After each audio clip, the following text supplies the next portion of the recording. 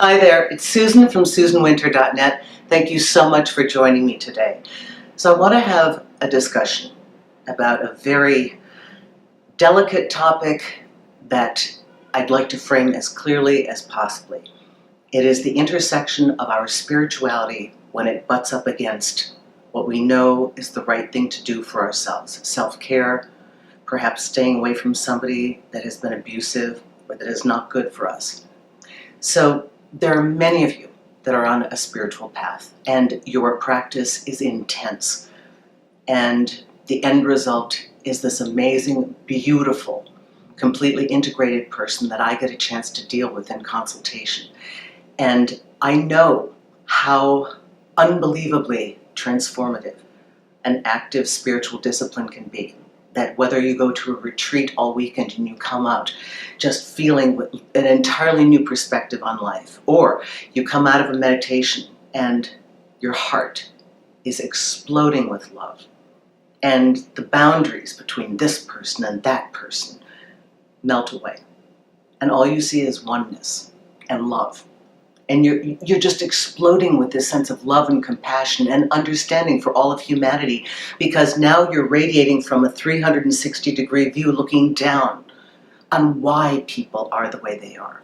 The compassion, the empathy, the understanding, their fears, their reactivity, their lack of knowledge, their lack of skills to cope with life. And there's this wave of warmth, compassion, and a desire to connect and express the love that you're feeling.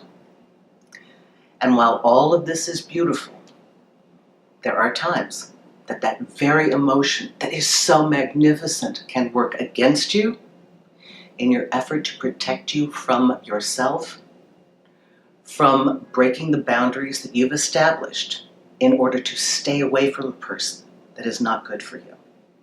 Whether this person was abusive physically, mentally, emotionally, an ex that you know you have to wean yourself from and you want to stay away from just long enough till you can get your foothold in groundedness so that you can deal with them and not have a reaction, not be triggered by the thought of them, the sight of them.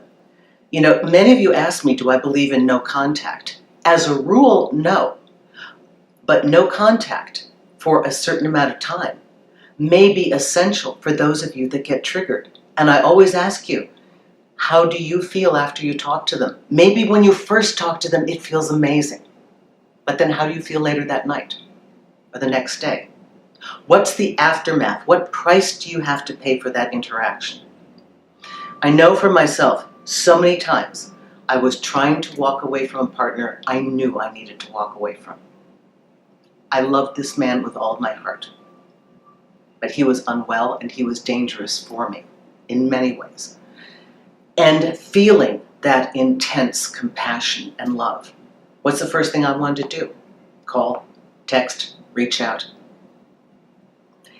And that would not have been good for me.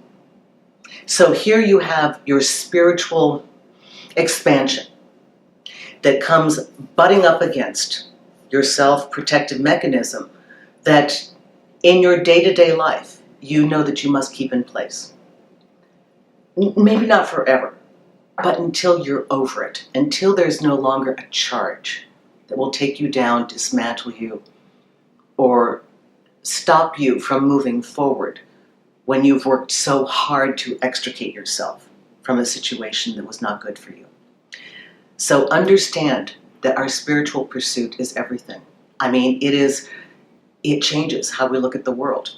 It changes how we look at ourselves, and it reframes how we look at the pain of our past. But I would urge you, when your spirituality and that explosion of love collides with the reality of where you need to be with a certain person right now in your life, do yourself a favor. Write it down. Write it down on a letter. Put it in a drawer, or burn it after you've done it. Speak the words you want to speak in the privacy of your room to them. Say it in a prayer. State it with an intention. Do anything you need to do to relieve yourself of this overwhelming to purge yourself of this love. But wait and consider carefully if this is a person to whom you should be having contact.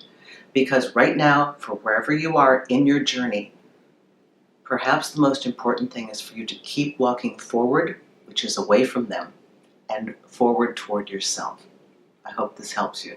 Susan Winter for SusanWinter.net. Thank you so much for subscribing to this station. Thank you for your awesome commentary, all the wonderful notes that I see here, and all the support. This is really amazing. In a public forum like this, to have this kind of support is quite incredible. And thank you for those of you who've entrusted me with your situations and with your problems, and you wanted to talk about it. I am astounded by the beauty and the intelligence of the people that are coming forward into my life. I am honored by your presence. So thank you very much. Susan Winter for SusanWinter.net.